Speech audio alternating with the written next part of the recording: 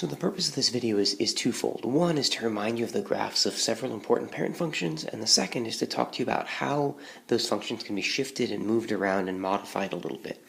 So this first slide may or may not be necessary for you depending on what you remember already. So I have 7 graphs here. It looks like 5 of them, but 2 of them are doubled up, and then there are 2 below this screen, and you really need to make sure that you know all of these graphs.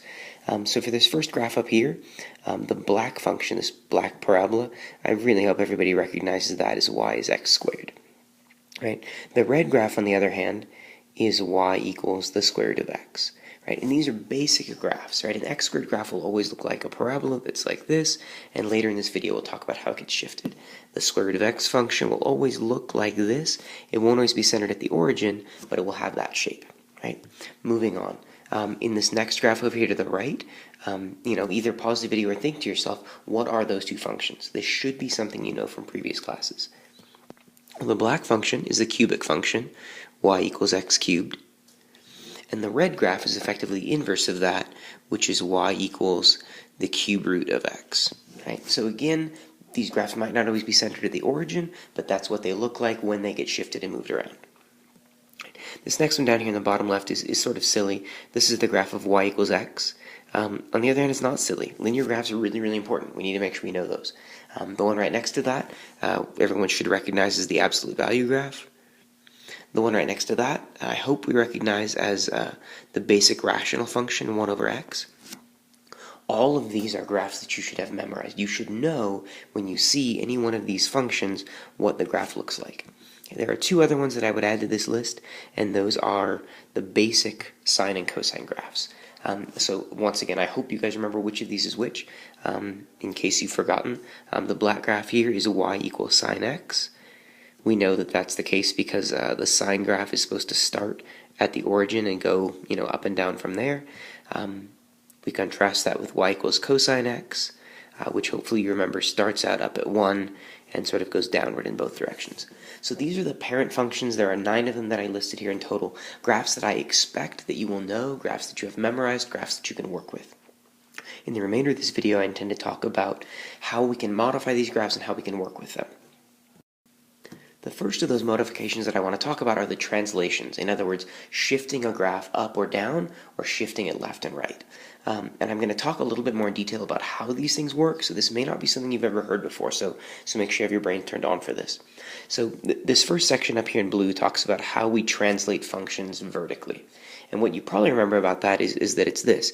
If you add a constant to the end of a function. So if you take something like y equals x squared plus 5, or y equals x squared minus 3, when you take a number and add it to the end or subtract it after the function, it translates the parent function vertically. Furthermore, if that a is positive, it goes upward. If that a value is negative, it goes downward. Okay, so for instance, this graph here is a parabola that's been shifted up by 5. This here is a parabola that's been shifted down by 3.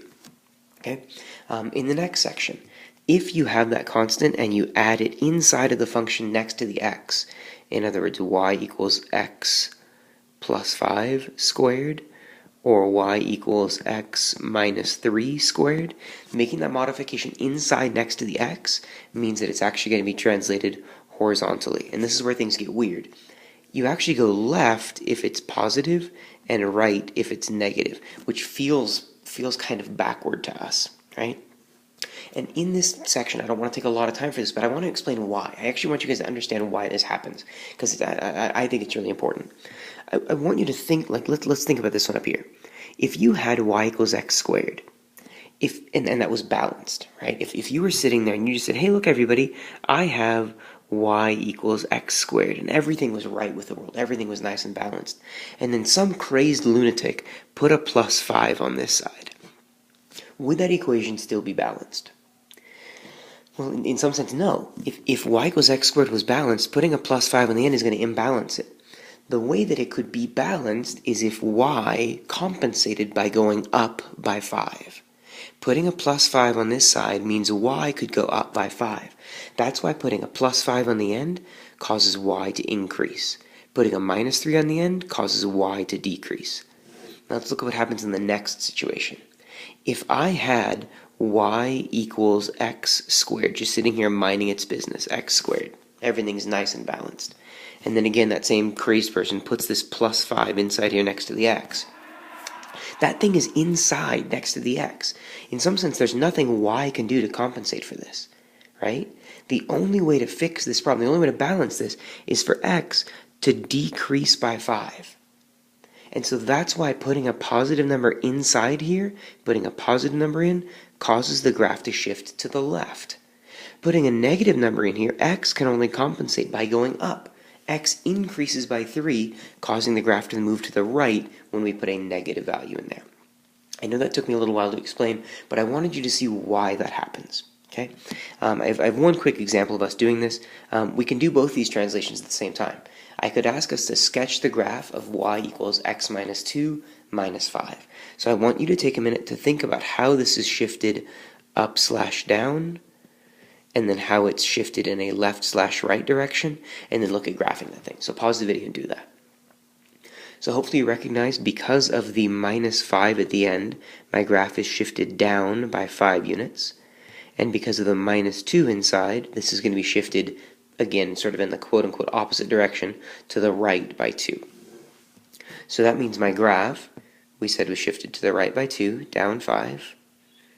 This sort of becomes the new origin of my setup, and then I'm doing an absolute value shaped graph, so I have sort of my V-shaped graph from there. That's what that function should look like. For me, these functions, these sketches, should not take you a long time. It shouldn't be precise. You shouldn't be like using a ruler to draw out a really perfect graph. I just want to know roughly what the thing looks like. Okay. In this next slide, I want to talk about not shifting, not translations, but scales and stretches. And what I mean by that is taking a function and making it taller or making it shorter, right? So the first kind is what happens vertically, right? So how does a function shift vertically? Not shift, I'm sorry, how does it stretch vertically? It stretches vertically when we multiply outside of the function by a number, right? And not surprisingly, if that number is bigger than 1, that's what I'm covering here, if that number is bigger than 1, it becomes taller. Right? If that number is smaller than 1, the graph becomes shorter, and if it's negative, it gets flipped across the y-axis, right? So for instance, if I give you a few examples, if we have y equals 5x squared, that graph gets taller. If I have y equals 1/3 x squared, that graph is sort of more vertically squashed. If I have y equals negative 2x squared, that means it's taller because it's bigger than 1, but it's negative, it's flipped over the y-axis. I just made a mistake there. This graph is going to be reflected not across the y-axis, but across the x-axis. Yep, sorry about that little error. So then in the next step, and this is not surprising, I'm going to try and move through this a little bit more quickly this time. If you want to stretch a function horizontally, what you do is you multiply that number inside next to the x, right? So if you did something like y equals the sine of 3x, or y equals the sine of 1/2 x, these are things that would make a horizontal stretch, right? And this is where things get a little bit funky. Because that thing is inside next to the x, again, it works backward, right? What happens is, if your b value, if that thing is bigger than 1, the graph actually becomes more narrow. It actually gets squashed, right? If that b value is less than 1, the graph actually becomes wider, and it becomes that by a factor of 1 over b, whatever that may be. And the same thing I said, but if that b value is negative, the graph is reflected across, I made the mistake here, the graph is reflected across the y-axis. Right. I know that may be a little bit confusing, so let's go down and look at this example that I have here. Right. My question is, what are these two things going to do? Right. What is that 3 in the front going to do? It should make it 3 times taller. Right. Multiplying outside of the function makes something taller or shorter, and it works, quote unquote, appropriately. Right. What about the 2 inside next to the x? We know it's either going to make it narrower or wider, but which is it going to do? Right? Well, what I mentioned before is that things inside next to the x function backwards, right? If I put a 2 inside next to the x has to compensate by getting smaller. So this is going to sort of be like 1/2 times wider, right? And so what that means in terms of our sketch is that, if we take my normal sine graph, my normal sine graph sort of does this, right? It goes up to a height of 1, down to a height of -1, and it sort of completes a period over here at 2 pi. So when it gets 3 times taller, my graph is going to go all the way up to 3. This is sort of the highest it's going to go. It's going to go all the way down to -3, so this is the lowest it's going to go. And it's half as wide. So instead of completing itself, in 2 pi, it's actually going to complete itself in 1 pi. So this graph has to go up and down in half that time, and then down and back up in half that time. That's effectively what this graph is going to look like. I hope that section that I just explained up there made sense. If it didn't, write down what your questions are. Write down what doesn't make sense so that we can discuss those things and talk about them. The last thing I need to cover is that actually some strange things happen when you have both horizontal changes happening at the same time. So if you have a horizontal, and if you look at this thing, there's going to be a horizontal shift here and a horizontal stretch that are happening, right? So let's sort of investigate what each of these values does. Let's talk about what the 2 does. Let's talk about the -6 does. Oops, I wanted a different color for that. So, what the 2 does, what the -6 does, and what the +5 does. Okay.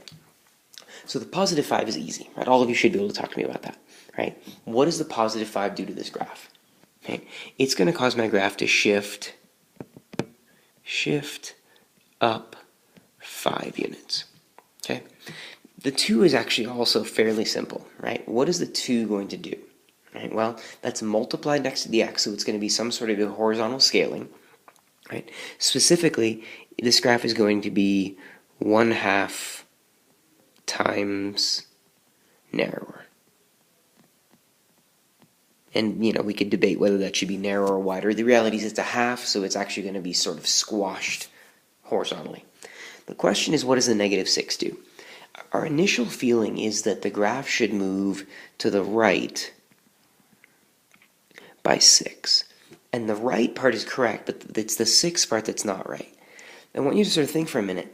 If I were to put a -6 right here, what would x have to do to compensate? X doesn't have to get 6 larger, right? In fact, what x has to do is x has to get 6 divided by 2 or 3 larger. And sort of take a minute to process what that means. When you put the 6 there, putting a 3 in where that x is will cause the 2x to become a 6 and sort of cancel out the effect of that 6 that was just put there. So in short, when you have a horizontal shift and a stretch together, you sort of do the shift divided by the stretch to find out how much you're actually going to shift. You guys saw this last year in math analysis when you talked about phase shift. And the reality is we don't use this a whole lot in calculus, so if that's not perfectly clear to you, don't worry about it too much. My goal here was to talk more about why it happens and to get you to see that. Okay, so that's the end of this video. I hope that made sense. If it didn't, write down your specific questions so that we can discuss them during class. It's super important to me that you guys get this stuff. So I'll see you there.